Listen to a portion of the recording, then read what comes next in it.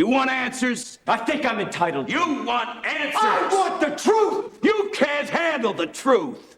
Thanks, Robert. I know there's a lot of reporters who have worked a long time in your industry. And for any reporter that has been working for more than 10 years, you will know this story.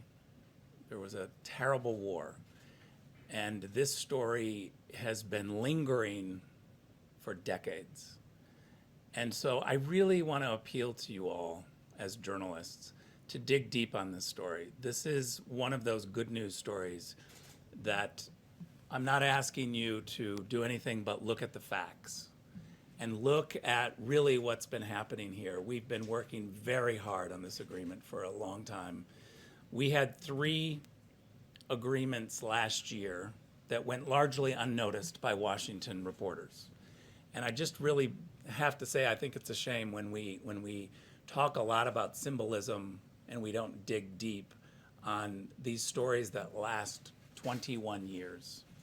What we've been able to accomplish here by pushing the 2 parties together is truly historic. The way that this came about is that the politics were stuck.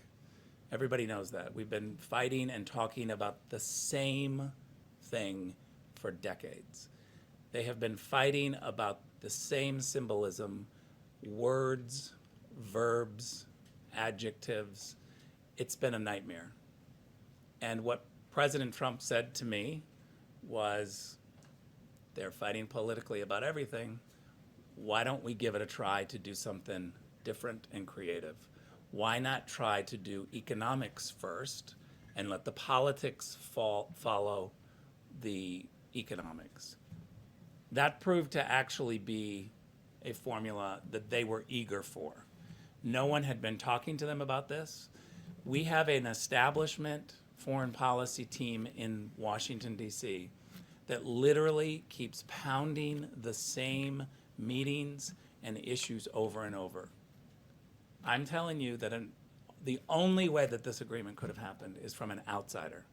All of the insiders in Washington said, you're not talking about recognition. You're not talking about this symbolic word. And what we tried to do is ignore that. And from an outsider perspective, go in and dig deep. I ask you to look at this agreement and see all of the details that have been hard-fought negotiated that will move both economies and the entire region forward.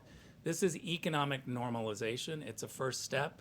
I think the Europeans are going to be very happy.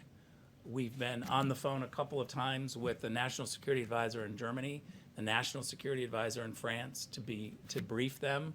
We briefed them on the strategy, and we are briefing them again today on the details of this agreement. This is something that I feel very strongly about. It will make Americans safer. It'll make American companies more prosperous.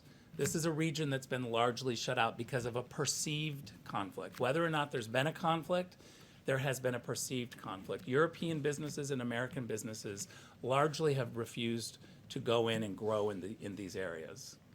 Now we will be able to open this up, whether it's in energy, water, construction of roads, railways, mines. These are all industries that are going to be opened up to European and hopefully American businesses to go in and help the people create an industry, which means creating jobs in the region, but also U.S. jobs for Americans and American companies. The last thing I'll say before we turn it over to Jared, the people of Serbia and the people of Kosovo are ecstatic about this agreement and are very thankful that there was an outside administration to look at this situation and not do the typical political thing. If we would have done the typical political thing and listened to all of the really smart people at NGOs and think tanks here in Washington, D.C., we would not have this agreement.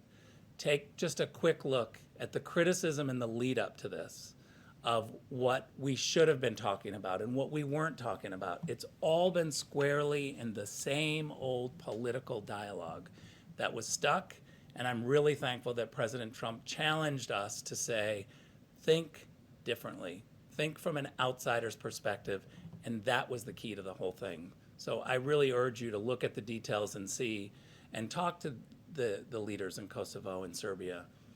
Ask them how this came about. Ask them how the process went. And I think you'll see that this outsider perspective of doing things differently is what worked.